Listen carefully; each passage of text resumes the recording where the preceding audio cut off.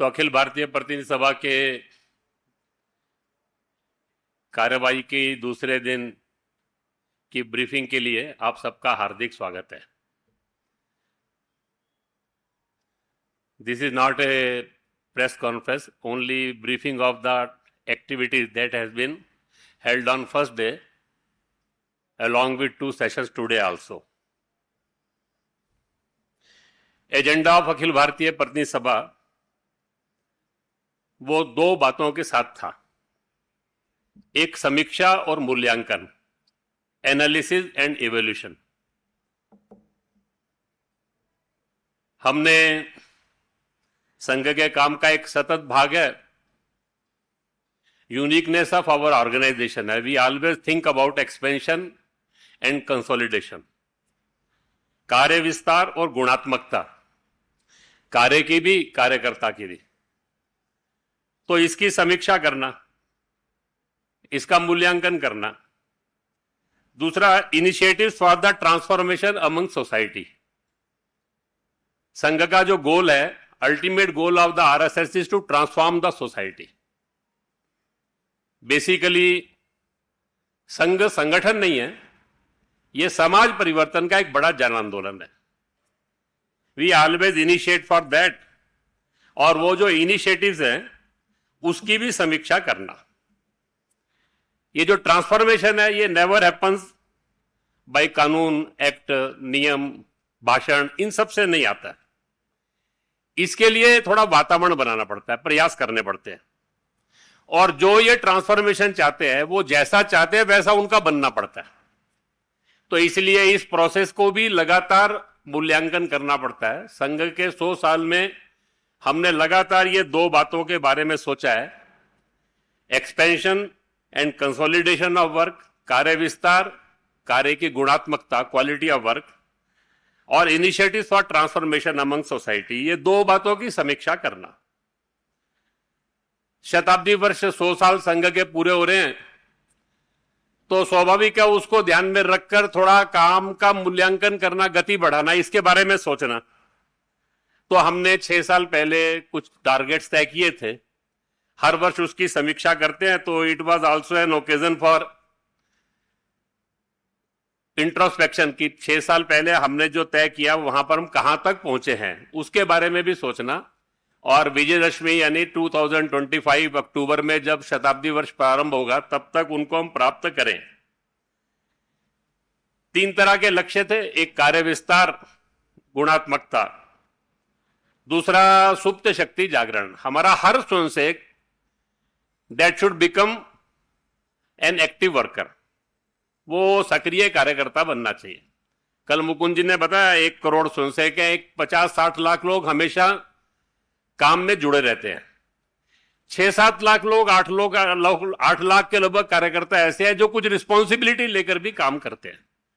हमारा टारगेट यह है कि अधिकाधिक लोग डे टू डे कंट्रीब्यूट कर सके, ऐसे एक्टिव हों, और समाज की सज्जन शक्ति, यानी जिसको कहते हैं leaders of the society, economic field, social field, religious field, और एजुकेशन, इंटेलेक्चुअल, ऐसे सब समाज का जो नेतृत्व है, उनके साथ हमारा एक वेवलेंथ बने।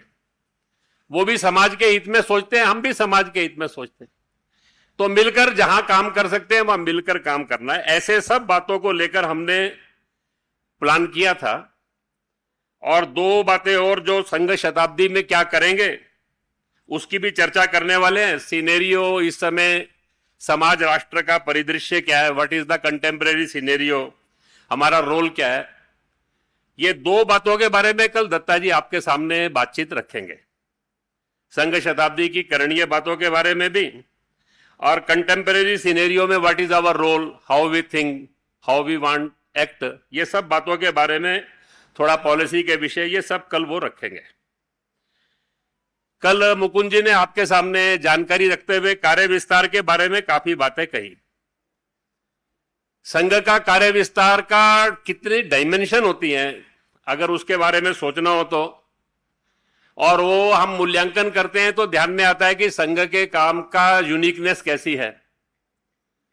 1940 में 1925 में संघ का काम शुरू हुआ, 1940 में हम देश के हर प्रांत में पहुंच गए थे, 1972 में हर जिले में पहुंचे हम, 96 के अंदर हम हर ब्लॉक और नगर में पहुंचे। मैं जब हर कहता हूं तो लगभग एक 85-90% हो गया, यानी वो 100% की ओर बढ़ रहे हैं हम। उसके बाद हमने अपना टारगेट मंडल और बस्ती रखा, तो that is a geographical target. 10,000 population के ऊपर हमने 1,03,000 यूनिट्स बनाए, जो उसके बारे में कल उन्होंने आपको बताया अभी। लेकिन इसके साथ साथ ये तो राष्ट्रव्यापी समाजव्यापी हो गया। Ultimately we have to become a movement of 100%, और इसीलिए हम कहते हैं सर्वस्पर्शी सर्वव्यापी। तो एक एक जगह विचार करना शुरू करते हैं। तो कॉलेज स्टूडेंट्स में हमारा काम है, हमें थोड़े समय पहले ध्यान में आया कि प्रीमियर इंस्टीट्यूशन में जैसा काम चाहिए वो नहीं है, तो हमने उस पर फोकस करना शुरू किया। एम्स हैं, रिसर्च के इंस्टीट्यूट्स हैं, IITs हैं, देश में 2009 प्रीमियर इंस्टीट्यूट्स हैं। एक 10 साल के लगातार प्रयास से आज हम 134 में हमारा रेगुलर काम शुरू हो गया है। आने वाले समय के अंदर ऑल 2,209 इंस्टीट्यूट्स में आना जाना प्रारंभ हो गया, लेकिन अपना काम ये प्रारंभ हो सके।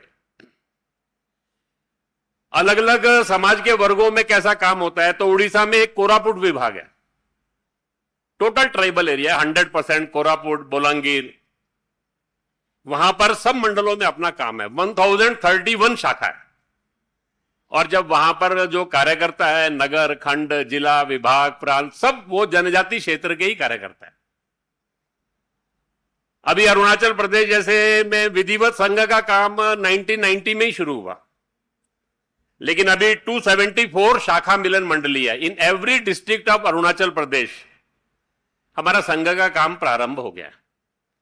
ये सब जब बातें चलती है तो सुनने में आसान लगता है, लेकिन ऐसे सारे डिस्टेंट एरियाज में, डिस्टिंक्ट एरियाज में वहां के सब चैलेंजेस को पार करके कार्यकर्ता जाए, कुछ जगह तो पहुंचने में ही 5 दिन 7 दिन लगते हैं।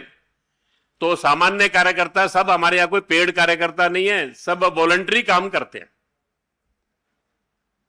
हर वर्ष हम आह्वान करते हैं अपने स्वयंसेवकों को 7 दिन, 15 दिन, 20 दिन, 25 दिन एक्सपेंशन के लिए दें।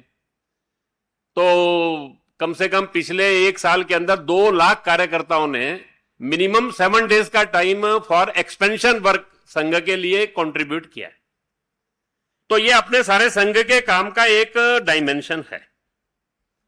मैंने बताया आपको सज्जन शक्ति का संपर्क करना, तो हमने 2 लाख, लगभग 2 लाख पीपल जो है उनकी, महिला पुरुष, ऐसी एक लिस्ट बनाई, those who our society leaders,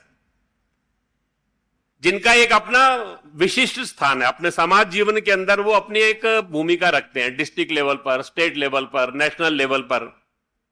हमारा टारगेट था कि उनसे हम कांटेक्ट करेंगे। लगभग 1.5 लाख लोगों को हम कांटेक्ट कर पाए पिछले 1 साल के अंदर, लास्ट 1 ईयर के अंदर। कांटेक्ट करने का मतलब एक बार मिलना नहीं है, 3-4 बार मिलना, उनको किसी बैठक में बुलाना, छोटी छोटी मीटिंग्स में बुलाना, 10-12 लोगों की हम रूम मीटिंग्स करते हैं। ऐसे 8-8, 10-10 लोगों से वो संघ के बारे में क्या सोचते हैं, उनके कुछ सजेशंस हैं, सोसाइटी के बारे में क्या सोचते हैं। तो 5,000 रूम मीटिंग्स भी की हमने इनके साथ, 50,000 लोग उसमें रूम मीटिंग्स में भी आए। तो ऐसा सारा एक समाज का, जिसको हम सोसाइटी लीडर, सज्जन शक्ति बोलते हैं, उनको एक्टिवेट करने का भी काम चल रहा है।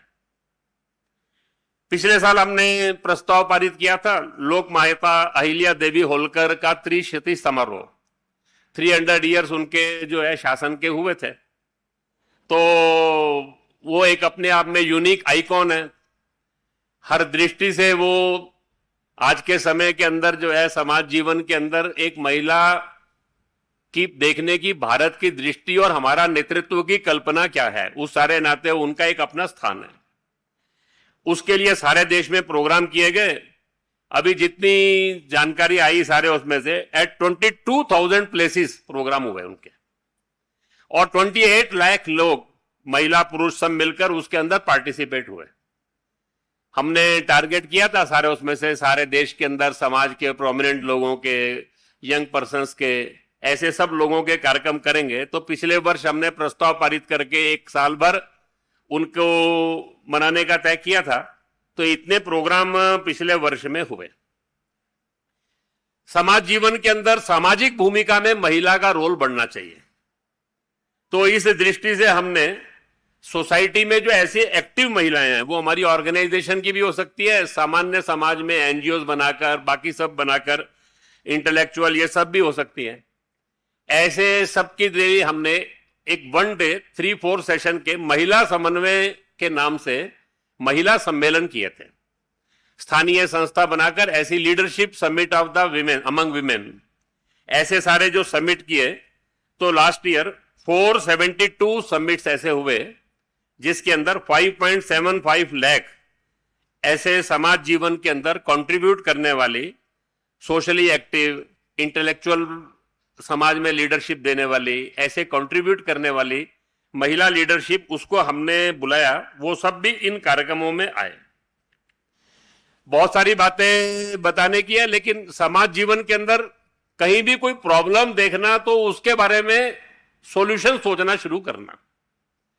केवल ज्ञापन देना, सरकार को सुझाव देना, ये हमारा सोचने का ढंग नहीं है। संघ का सोचने का ढंग यूनिक है कि समाज की शक्ति के आधार के ऊपर समाज के सब प्रश्नों का समाधान करना। केवल एक छोटा सा एग्जांपल दूंगा। मध्य प्रदेश के अंदर झाबुआ डिस्ट्रिक्ट है। उस झाबुआ डिस्ट्रिक्ट के अंदर वहां पर समाज के अंदर संपर्क करने के लिए निकले तो अचानक एक जगह ध्यान में आया। फिर वो एक केस ध्यान में नहीं आया, गांव में 4-5 आए। फिर थोड़ा और ज्यादा ध्यान आना शुरू हुए तो वहां ऐसे बच्चे हैं जिनके हाथ पैर जुड़े हुए, अंग जुड़े हुए, और उसके कारण से वो सामान्य जीवन नहीं जी सकते। वो एक अलग प्रकार का। तो थोड़ा चिंतन प्रारंभ हुआ, थोड़ा इंदौर के अंदर बातचीत प्रारंभ हुई। उसके डॉक्टर से चर्चा शुरू। उन्होंने कहा आजकल बहुत अच्छे मेडिकल फैसिलिटीज है, ऑपरेट किया जाए तो ये सब लोग नॉर्मल लाइफ भी जी सकते हैं, अन्यथा उसके कारण से वो एक अलग प्रकार की डिसेबिलिटी है। तो ऐसे सब लोगों को ढूंढकर उनको और सर्विसेज प्रदान करना। पिछले 4 साल के अंदर ऐसे 500 चिल्ड्रंस जो हैं, बच्चे जो हैं, उनकी शल्य क्रिया के द्वारा उनको एक समाज जीवन में, एक सामान्य जीवन के नाते वो जी सके। तो जहां भी प्रॉब्लम है उस प्रॉब्लम को सॉल्यूशन के बारे में सोचना, समाज में समस्याओं को बड़ा करते नहीं जाना। समाज की ताकत जो है वो बहुत बड़ी है। हम जब कहते हैं कि सारे देश के अंदर 100 साल में संघ के काम का विस्तार हुआ है, तो it does not mean the expansion of numerical strength of RSS. हमारा मतलब यह है कि यह समाज की शक्ति का जागरण है। संघ की शक्ति बढ़ना यानी समाज की शक्ति बढ़ना है, और वो समाज की शक्ति बढ़ना यानी समाज जो है, समाज के प्रश्न, समाज की चुनौतियां, समाज के इंटरनल इश्यूज, चैलेंजेस, इन सब को सॉल्व कर सकता है। ऐसा समाज का चित्र खड़ा करना, इस दृष्टि से अपना कल से सारा मूल्यांकन का काम चल रहा है। हर स्टेट के अंदर ऐसे कुछ अच्छे, मैंने तो आपको केवल 1-2 उदाहरण दिए, हर राज्य के अंदर ऐसे कुछ उदाहरण देने वाले कुछ उनकी, क्योंकि कुल मिलाकर 3 दिन की लिमिटेशन ही होती है सब बातों का मूल्यांकन करना। तो एक्सपेंशन के बारे में कैसा सोच रहे हैं, सज्जन शक्ति जागरण के बारे में कैसे सोच रहे हैं, समाज के प्रॉब्लम्स के सॉल्यूशन के बारे में कैसा सोच रहे हैं, ऐसे सब बातों के बारे में कल से अपनी अभी तक की चर्चा चल रही है। जो संगठन है वो भी अपने बारे में, कामों के बारे में ऐसा थोड़ा थोड़ा एक जानकारी देने का, जो उनकी विशेष बातें होती है वो सब होती है, उसकी जानकारी देते हैं। अभी करणीय बातों की चर्चा प्रारंभ हुई है नेक्स्ट ईयर के लिए, वो शाम को, कल सुबह तक फाइनल होगा। कल दोपहर को ही आपकी प्रेस कॉन्फ्रेंस में दत्ता जी आने वाले शताब्दी वर्ष में हम क्या करेंगे, और कुल मिलाकर कंटेम्परेरी सिनेरियो में संघ कैसे सोचता है, इन सब के बारे में वो कल आपके सामने रखेंगे। एक प्रस्ताव हमने पारित किया है, उसको बारे में थोड़ी जानकारी देकर मैं अपनी ब्रीफिंग पूरा करूंगा सारे में। बांग्लादेश की जो परिस्थिति है, तो एक call to stand in solidarity with Hindu society of Bangladesh. हमने जो बांग्लादेश के अंदर जो है हिंदू और माइनॉरिटी कम्युनिटीज जो है, उनका जो ह्यूमन राइट वायलेशन हो रहा है और कंटिन्यूअस वायलेंस, इनजस्टिस, ऑपरेशन, ये जो हिंदू समाज सहित all the minorities of Bangladesh, उनके साथ जो हो रहा है, उसको लेकर हमने एक चिंता व्यक्त किया है, सीरियस कंसर्न हमने अपना और प्रस्तुत किया है। ये जो सारा है, ये इसको एक पॉलिटिक्स नहीं मानना चाहिए, केवल रिजाइम चेंज हो गया, सत्ता परिवर्तन हो गया, उसके कारण से ऐसा नहीं है। इसके पीछे रिलीजियस एंगल भी है, क्योंकि मेजोरिटी ऑफ टारगेट जो है और कंटिन्यूअस टारगेट जो है, they are becoming Hindu and other minority communities. और ये इसलिए भी है कि ये परसिक्यूशन ऑफ हिंदू और माइनॉरिटी कम्युनिटी ये कोई नया नहीं है। 1951 के अंदर 22% पॉपुलेशन थी बांग्लादेश के अंदर हिंदू समाज की, अभी वो 7.95% है। तो हमको ध्यान में आ सकता है कि ये हिंदू समाज के वहां एग्जिस्टेंशियल क्राइसिस का इशू है। और इस बार जो हिंसा हो रही है उसमें ऐसा ध्यान में आ रहा है कि उसके पीछे गवर्नमेंट और इंस्टीट्यूशनल सपोर्ट भी है, और ये एक चिंता की बात है। और वहां जो लोग भी इस सारी हिंसा में है, वो इसको केवल एंटी हिंदू नहीं, एंटी भारत भी बनाने की कोशिश कर रहे हैं। अनेक लीडर्स के स्टेटमेंट भी ऐसे ही सब आ रहे हैं। इसी सारे प्रस्ताव के अंदर एक हमने चिंता व्यक्त की कि इंटरनेशनल जो फोर्सेस हैं उनका जो रोल है, और खासकर केवल बांग्लादेश नहीं, ये जो अपना भारत है, इस भारत और पड़ोसी देश, ये केवल देशों का समूह नहीं है, हमारी हजारों साल की एक यात्रा है, वो हमारी कॉमन जर्नी है। हम जब कहते हैं तो वो कॉमन जर्नी के अंदर हमारा एक शेयर्ड कल्चर है, हमारी शेयर्ड हिस्ट्री है, और हमारे जो शेयर्ड जो है वो हमारे ट्रेडिशंस भी है, बहुत सारी बातें हमारी समान है। तो ऐसा लगता है कि एक मिसट्रस्ट और डिस्ट्रस्ट भारत और इन सारे पड़ोसी देशों के बीच में खड़ा करने का प्रयास भी किया जा रहा है। उसके अंदर दुनिया की बहुत सारी शक्तियां उसमें भूमिका अदा कर रही हैं। हमने Pakistan, deep state in America, उस सब के बारे में भी इसमें थोड़ा हमने इंगित किया है सारे उसमें से अपने प्रोसेस प्रस्ताव के अंदर। लेकिन इस बार एक चिंता विषय उसमें यह भी है कि ये जो सारा हुआ, तो पहली बार वहां के हिंदू समाज ने लोकतांत्रिक ढंग से वहां पर एक कलेक्टिव डेमोक्रेटिक और पीसफुल वे में अपनी बात को असर्ट करने की भी कोशिश की है, और अपनी आवाज को बुलंद किया। उसको दुनिया ने रेखांकित भी किया है, दुनिया ने उसको सुना भी है, और उस कारण से भारत दुनिया के बाकी देशों के अंदर, दुनिया के अंतर्राष्ट्रीय नेतृत्व, देश, हिंदू समाज अन्य देशों में जो रहता है, वो सब लोग भी उनके समर्थन में आए हैं। उन्होंने भी देश भर के अंदर सब मिलाकर, भारत सरकार ने भी इस सारे विषय को लेकर वहां की जो बांग्लादेश की इंटरिम गवर्नमेंट है उनके साथ, और ग्लोबल प्लेटफॉर्म्स के थ्रू प्रेशर बनाना, ये सब के लिए भी प्रयास किया है। और हमने इस बात का आह्वान भी किया है भारत सरकार से, अंतर्राष्ट्रीय फोरम, यूएन और बाकी सारे ऐसे जो हैं विश्व के अन्य देश और दुनिया के अंदर जो हिंदू समाज है, उन सब लोगों से हमने एक आह्वान भी किया है कि वहां के हिंदू समाज की डिग्निटी, वहां के हिंदू समाज की सुरक्षा, वहां की माइनॉरिटीज की डिग्निटी, सुरक्षा, इन सबको सुनिश्चित करने के लिए वो हर संभव प्रयास करें। इस सारी दृष्टि से हमने एक call to stand in solidarity with Hindu society of Bangladesh, Bangladesh के हिंदू समाज के साथ और वहां के अन्य अल्पसंख्यक समुदायों का जो मानवाधिकार हनन, हिंसा, ये जो सब विषय वहां हुए हैं, और उनका एक एग्जिस्टेंशियल क्राइसिस का जो इशू आकर खड़ा हुआ है, और इस सारी स्थिति के अंदर जो इंटरनेशनल फोर्सेस पीछे अपनी भूमिका अदा कर रही हैं, इन सब के प्रति देश को, समाज को अवेयर भी रहना, जागरूक भी रहना, और ये वहां के हिंदू समाज की सुरक्षा और वहां के हिंदू समाज का सम्मान, ये सब गरिमा जो है ये सुनिश्चित हो, इस सारी दृष्टि से, और वहां उसके लिए अंतर्राष्ट्रीय फोरम, भारत सरकार, हिंदू समाज सब मिलकर प्रयास करें। ऐसा एक प्रस्ताव बांग्लादेश की आज की हिंदू समाज की जो परिस्थिति है, माइनॉरिटीज की जो परिस्थिति है, उसको लेकर हमने एक सीमित विषय के ऊपर प्रस्ताव पारित किया है। मैंने आपके सामने अपनी जो इस अखिल भारतीय प्रतिनिधि सभा की जो कल से आज तक की सारी कार्रवाई हुई है, उसके कुछ बातें जानकारी के तौर पर आपको रखी हैं।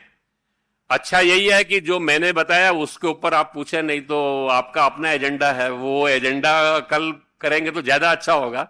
लेकिन आप सब लोग कुछ ऐसा इस सारे अपनी प्रतिनिधि सभा के बारे में पूछना चाहें तो पूछ सकते हैं। थोड़ा माइक लेना पड़ेगा, माइक पर ही बोलिएगा। हाँ, मेरा नाम हिमांशु तिवारी है, टाइम्स नाउ नवभारत से दिल्ली से हूं मैं। थोड़ा माइक मुंह के सामने लेंगे तो मुझे पूरा सुनाई देगा। आवाज आ रही है? हाँ। मेरा नाम हिमांशु तिवारी है, टाइम्स नाउ नवभारत दिल्ली से हूं मैं। प्रतिनिधि सभा हो रही है, लेकिन देश भर में जिस तरीके का माहौल बना हुआ है, आए दिन हिंसा देखने को मिलती है, दो समुदायों के बीच में स्पेशली, तो आपको क्या लगता है 100 साल हो चुके हैं संघ के, सारे समाज को एक साथ लेकर चलने के लिए, हिंदू मुस्लिम सिख ईसाई सबको लेकर चलने के लिए, और युवाओं के रोजगार के लिए भी आप लोगों ने कोई कार्य योजना बनाई है क्या? तो ऐसा होता है कि समाजों की यात्रा थोड़ी लंबी होती है। हमने कुछ किया है लेकिन बहुत कुछ करना बाकी है। हमें इस बात की संतुष्टि है कि 100 साल में हमने जो प्रयास लिए उसमें हमको सफलता मिली है, लेकिन हम जैसा भारत बनाना चाहते हैं वैसा बन गया ऐसा हम नहीं कह सकते। तो उसके लिए प्रयासों की मात्रा बढ़ानी है, और ये करना है तो केवल अकेला संघ नहीं कर सकता। इसके लिए मैंने पहले ही कहा कि संघ समाज की सज्जन शक्ति, सबको एक साथ आना है। तो 1947 में हम आजाद हुए, हमारे सब प्रश्नों का समाधान नहीं हुआ, हम इंटीग्रेट नहीं हो गए थे। प्रोसेस ऑफ इंटीग्रेशन उसके बाद शुरू हुआ है। तो कॉन्टिन्यूअस वी आर इवॉल्विंग।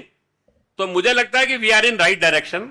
हमको लेकर हमको लगता है जिस रास्ते पर हम चल रहे हैं we are in right direction, लेकिन बहुत करना बाकी है, ये हम समझते हैं। सर, मैं आमोद हूं TV9 भारत। थोड़ा खड़े होकर बोलेंगे और माइक मुंह के सामने लीजिए, मुझे थोड़ा। सर, मैं आमोद हूं TV9 भारतवर्ष से। एक जो ज्वलंत विषय आज की तारीख में हम लोग दक्षिण भारत में बैठक कर रहे हैं, और एक जो ज्वलंत मुद्दा यहाँ चल रहा है परिसीमन का, परिसीमन को लेकर बहुत यहाँ उथापतल मचा है। आज यहाँ पे 6 राज्यों के बड़े लोग जो CM हैं, पार्टी अध्यक्ष हैं, वो जुटे हैं। तो इसको लेकर कंफ्यूजन क्यों हो रहा है, क्या दिक्कत है, असल मुद्दा क्या है? मुझे लगता है कल मुकुंद जी ने आंसर दिया है, उसके बाद दोबारा पूछने की आवश्यकता तो नहीं पड़नी चाहिए। फिर मैं आज दूंगा तो कल आप दत्ता जी से दोबारा पूछेंगे। सब मिलाकर जो उन्होंने कहा, परिसीमन ये भारत की एक संवैधानिक प्रक्रिया, लोकतांत्रिक प्रक्रिया के अंदर चुनाव होता है, चुनावों के लिए परिसीमन होता है। परिसीमन के लिए एक एक्ट बनता है। तो 2002 के अंदर डिलिमिटेशन एक्ट बना, उसके अंतर्गत परिसीमन हुआ। उससे पहले 1972 में एक्ट बना, उसमें परिसीमन हुआ। अभी जब परिसीमन होगा, उसका एक्ट बनेगा, उस समय डिस्कशन करने की आवश्यकता है, उसमें आप क्या चाहते हैं। और पिछली बार ये सारे विषयों को एड्रेस करने के लिए फ्रीजिंग ऑफ पार्लियामेंट्री सीट्स ये हो गया था उस समय। तो उस समय फ्रीज हो गया, इशू तो क्लोज हो चुका है। अभी दोबारा इसको खड़ा तो तब करेंगे कि जब नया एक्ट बनेगा, और उस एक्ट बनते समय अगर सरकार कहे कि नहीं वी आर ओपनिंग दैट, तो मुझे लगता है कि अनावश्यक आशंकाएं खड़ी करना, अविश्वास खड़े करना, इससे बचना चाहिए।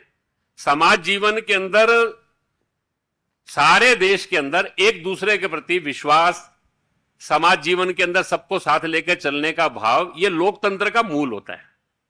तो थोड़ा उसके बारे में सोचना चाहिए। बाकी लोकतांत्रिक प्रक्रिया है, जिस समय यह विषय आएगा उस समय इसका डिस्कशन होगा प्रारंभ। अभी तो सेंसस भी नहीं हुआ, डिलिमिटेशन का चर्चा भी नहीं हुई, डिलिमिटेशन एक्ट भी नहीं आया।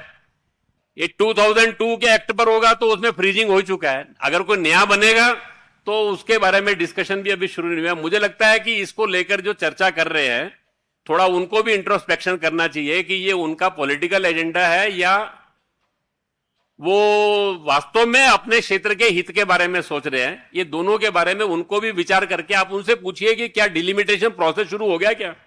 आप ये सारी बातें कर रहे हैं तो आपको बात करते समय उनसे भी पूछ लीजिए थोड़ा। नमस्कार सर, मैं मेघा प्रसाद ABP न्यूज से। हाँ जी, मेघा प्रसाद ABP न्यूज से। सर नमस्कार। आपसे सवाल जो मेरा ये है कि पिछले 1 साल से भारतीय जनता पार्टी अपने अगले अध्यक्ष के चुनाव में एक तरीके से लगी हुई है। हर बार बोला जाता है कि ये असेंबली इलेक्शन खत्म होगा फिर नया अध्यक्ष आ जाएगा, महाराष्ट्र खत्म होगा तो आएगा, दिल्ली खत्म होगा तो आएगा, होली के बाद आएगा। ये अभी तक चुनाव हो नहीं पाया है, और अब कुछ खबरें हिंदी मीडिया में, हिंदी अखबारों में ये चल रही है कि RSS और BJP के बीच में इतनी ठनी हुई है, इसलिए एक नाम पर ये इनकी अग्रीमेंट नहीं हो पा रही है। इस पे मैं पूछना चाहूंगी सर, क्या हो रहा है, क्या समन्वय मीटिंग हुई है, आप लोग की तरफ से कुछ नाम गए हैं, क्या स्टेटस है? तो संघ के स्वयंसेवक 32 से ज्यादा संगठनों में काम करते हैं। हर संगठन जो है वो स्वतंत्र है, स्वायत्त है। हर संगठन की अपनी एक निर्णय प्रक्रिया है। हर संगठन के अंदर उनके यहाँ सदस्यता होती है, उनके यहाँ निर्वाचन होते हैं, नीचे की इकाई पर होते हैं, मंडल जिला होते हैं, वो सब उनकी प्रक्रिया चलती है। और अध्यक्ष के चुनाव के लिए कोई समन्वय बैठक होती नहीं है। और बाकी मीडिया में क्या चलता है, तो मीडिया को 24/7 एक्टिव रहना है, तो उनको कुछ न्यूज चाहिए, और न्यूज क्या है वो आपको भी मालूम है सारे उसमें से। तो एक पक्का मान के चलिए कि हमारी कोई ठनी हुई नहीं है। समाज राष्ट्र के प्रश्नों पर हम मिलकर काम करते हैं, और आज भी हम परस्पर विश्वास उसके आधार पर काम कर रहे हैं। बाकी उनकी प्रक्रिया चल रही है, उनकी सदस्यता भी हुई है, बूथ समितियां भी बन गई है, जिले प्रदेश वो भी बन रहे हैं। उस प्रक्रिया में आने वाले समय के अंदर राष्ट्रीय अध्यक्ष का चुनाव उनका होगा सारे उसमें से। वो प्रक्रिया उनकी अपनी जो पार्टी की व्यवस्था है उसके अंतर्गत होगी सारे में से। थोड़ा दिन धैर्य रखिए, अपने आप ध्यान में आ जाएगा सब। Sir, I am Narayankar from United News of India. I'll sit and ask because I have the laptop on my laps. There are थोड़ा couple मुंह के of सामने yeah, mic। there are couple of questions. You were talking about asking the central government to take up this issue, and of course the central government has taken up this issue of atrocities or persecution of Hindus in Bangladesh. So, are you satisfied as of now what the central government is doing? And if not, what more you are expecting from the central government? This is my first question. नहीं, उसमें मुझे ऐसा लगता है कि हमने इसमें लिखा है, the government of Bharat has expressed its resolve to stand with Hindu and other minority communities of Bangladesh and need of their protection. Government of Bharat has taken up the issue with the interim government of Bangladesh as well as on several global platforms. ABPS urges the government of Bharat to make all possible efforts to ensure the protection, dignity and well-being of Hindu community in Bangladesh, along with engaging government of Bangladesh in continuous and meaningful dialogue. ये process है, वहां का solution हो गया ऐसा तो नहीं है, वो कंटिन्यूटी है। तो सरकार अपने स्तर पर काम कर रही है। हमने इतना ही कहा है कि आप हर संभव प्रयास कीजिए, उसके लिए जो जो करना आपको ठीक लगता है वो है। और वी आर सेटिस्फाइड कि भारत की सरकार ने जो है उसको इश्यू की सीरियसनेस को समझकर वहां पर विदेश सचिव को भेजना, अलग अलग स्तर पे बातचीत होना, 1-to-1 डायलॉग होना, इंटरनेशनल फोरम्स का उपयोग करना, ये सब उन्होंने किया है। हमने इसमें अपने प्रस्ताव में इसको नोट भी किया है और मेंशन भी किया है, और ये कंटिन्यूस रखना पड़ेगा अभी जब तक वहां की परिस्थिति नॉर्मल नहीं होती। My second question is, with regards to this persecution in Bangladesh, there may be situations arising that there may be some kind of a refugee problems. In this context, will the RSS propose amendments or a fresh push for implementation of CAA or any other legal so that you can accommodate the persecuted Hindus in Bharat? देखिए, ये जो मैंने पहले ही कहा कि हमारी एक shared history है, हमारी एक शेयर्ड सिविलाइजेशन की एक यात्रा है, जर्नी ऑफ द सिविलाइजेशन हमारी कॉमन है। अनफॉर्चुनेट हो गया कि 47 में पार्टीशन हो गया। जब पार्टीशन हुआ तो हमने पार्टीशन में जमीन का पार्टीशन किया था, पॉपुलेशन का नहीं। और दोनों ने आश्वासन दिया था कि अपने अपने देश की माइनॉरिटीज का प्रोटेक्शन करेंगे। ये वो दोनों का आश्वासन है। नेहरू लियाकत पैक्ट 3 बार पैक्ट हुआ है, वो तीसरी बार में भी यही है। अनफॉर्चुनेट है कि पाकिस्तान बांग्लादेश जो बन गया बाद में, उन्होंने उसको ऊपर अपना ऑनर नहीं किया। वो जो वहां का हिंदू समाज है वो हमारी रिस्पॉन्सिबिलिटी है, हम उससे बच नहीं सकते। ये जो आज जिसको हम भारत कहते हैं, जिसका हम गर्व करते हैं, उस भारत को बनाने में जितना कंट्रीब्यूशन देश के इस हिस्से में रहने वाले हिंदू का, उतना वहां का भी है। वो वहां सुख से रहे, शांति से रहे, वहां उस समाज राष्ट्र जीवन की व्यवस्था में आज जो व्यवस्था है उसमें कंट्रीब्यूट करते हुए वो सोचे। लेकिन अगर कल को उसको कुछ भी कठिनाई होगी, कुछ भी कष्ट होगा, तो हम अपनी जिम्मेदारी से पीछे नहीं हट सकते। उसके लिए क्या करना पड़ेगा, ऐसी कोई परिस्थिति आई तो उस समय सोचेंगे। अभी तो हमारी इच्छा है कि वो जो वहां है, जहां है, वहां सम्मान के साथ, सुरक्षा के साथ, अपने मत पंथ सबकी सुरक्षा के साथ वो जी सके, सम्मान के साथ जी सके, इसके लिए हमको प्रयास करना है। ये हमारा सोचना है। नमस्ते, मैं रमेशा हूँ, विक्रमा कन्नड़ा वीकली से। ये लिंग्विस्टिक के ऊपर प्रांतों का रचन पहले ही हुआ है। उसके लिंग्विस्टिक भाषा के ऊपर, भाषा के आधार पर प्रांतों का ये सीमा तय हुआ है, वह एक्ट भी है। मगर उसके बाद भी कई प्रांतों में बॉर्डर डिस्ट्रिक्ट्स जो है उसमें ये डिस्ट्रिक्ट्स उस स्टेट्स को आना चाहिए, ऐसा डिस्प्यूट्स चलते रहता है। संघ के हिसाब से ये प्रांतों का ये बॉर्डर इशू है, क्या ये डिस्कशन पे होना चाहिए या क्लोज्ड चैप्टर है, ऐसा इसका ऊपर क्या है राय? तो देखो, ऐसा है कि हमारा जो राष्ट्र जीवन है ना, उसकी अपनी एक यूनिकनेस है, उसको सबको ध्यान रखना। भारत में सदियों से भाषाएं अनेक है, भाव एक है। All languages there are essence that is one. कोई भी महापुरुष, कोई भी भाषा, किसी ने भी एक राज्य का विचार नहीं किया। वो हमेशा उसके अंदर पूरे राष्ट्र का ही विचार है। हमारे देश के अंदर मतपंथ अनेक है, लेकिन गंतव्य एक है, वो हमारा वैशिष्ट्य है। हमारे यहां खान पान ये सब अनेक हैं, लेकिन हमारे मूल्य एक हैं, संस्कृति एक है, हमारी कल्चर एक है। तो भारत का हमारा कन्विक्शन है that is one people one nation, एक राष्ट्र एक जन। भारत के अंदर राज्य अनेक थे, राष्ट्र एक था। किसी भी राज्य का व्यक्ति कहीं भी आ सकता था, जा सकता था, रह सकता था। यह भारत की यूनिकनेस रही है। तो ये बातें ध्यान में रखते हुए किसी भी कारण से विवाद के विषय ये नहीं बनने चाहिए। खान पान, भाषा, मत पंथ, लैंग्वेज, राज्य, ये किसी भी संघर्ष का विषय नहीं बनना चाहिए। अब ये राष्ट्र जीवन बनने की दिशा में थोड़ा अपने को और प्रोसेस करना पड़ेगा। मैंने बताया कि 1000 साल की हमारी लीगेसी है, उसमें कुछ बातें हमारे दूसरों के संघर्ष करते हुए आ गई, कुछ हमारी अंग्रेजों के कालखंड में हम जो आत्मविस्मृति में चले गए उसके कारण से आ गई। उस सबसे बाहर निकलना है। अल्टीमेटली हमारे संविधान के प्रियम्बल में जो कहा है, we the people of Bharat, हम भारत के लोग, ये हमारा दैट इज द टैगलाइन। जब हम भारत के लोग कहते हैं तो इसका मतलब जाति, भाषा, प्रांत, मत, पंथ, सब चीजें समाप्त होगी। स्त्री पुरुष, वी पीपल, हमारी आज के बाद एक ही आइडेंटिटी है। तो संघ का ये जो मानना है we the people of Bharat, ये इस आइडेंटिटी को लेकर हम सब देश के अंदर कोई भी समाज का प्रश्न आता है उसका समाधान करने की दिशा में बढ़े। ऐसा सारे देश के अंदर हमने एक व्यवस्था को स्वीकार किया। कोई भी व्यवस्था अपने आप में परफेक्ट नहीं होती, उसमें कुछ ना कुछ बातें रहती है। अब हमने एक व्यवस्था बनाई है, उसमें राज्य है, उसके अंदर राष्ट्र है, उसके अंदर हमने डिस्ट्रिक्ट्स है, उस डिस्ट्रिक्ट के अंदर ब्लॉक्स है, गांव है, पंचायत है, ये एक व्यवस्था बनाई है।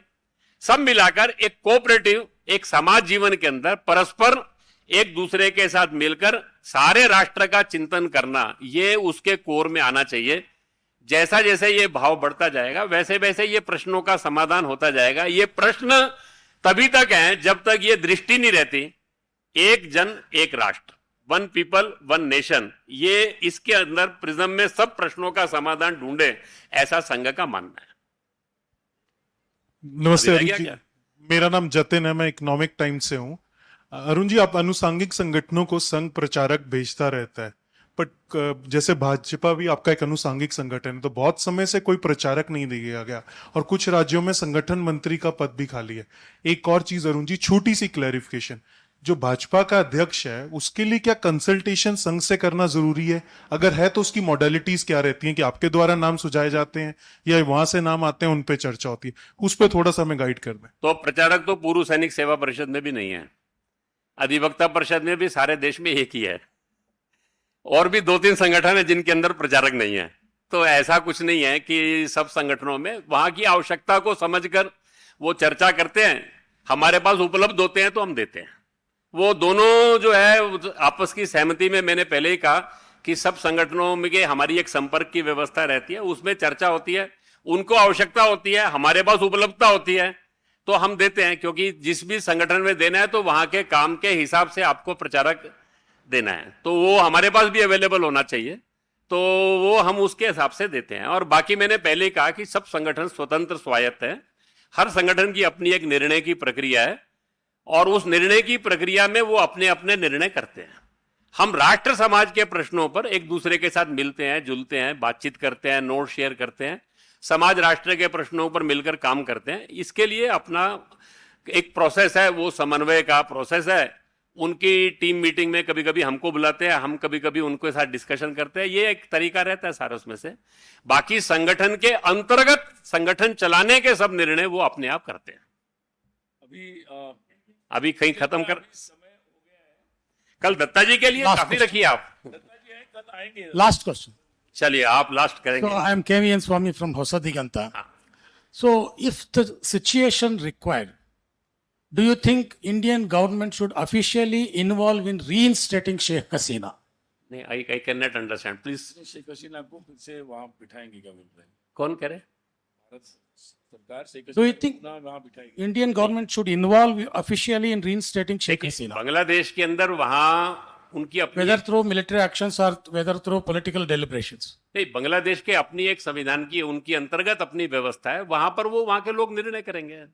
इसके बारे में मुझे लगता है कि किसी अन्य देश के को सोचने का कोई वो नहीं है सारे में से। ठीक है, thank you very much for वो रह गया लास्ट में। I had a question from very long time. So you were speaking about where we wanted to reach, how India should be. It has not yet reached. It has not yet happened.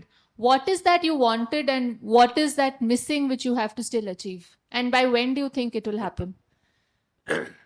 तो मैंने पहले ही बताया कि हम एक society built up करना चाहते हैं जिसके अंदर देशभक्ति, राष्ट्रभक्ति, संगठन, अनुशासन, unity, discipline, selflessness and nation first का फीलिंग, ये चार बातों के आधार पर हम समाज खड़ा करना चाहते हैं। ये समाज जो खड़ा होगा तो समाज का संगठन है तो मिलकर अपने सब प्रश्नों का समाधान कर सकता है। समाज और राष्ट्र का भाग्य जो है वो समाज और राष्ट्र के लोग बदलते हैं।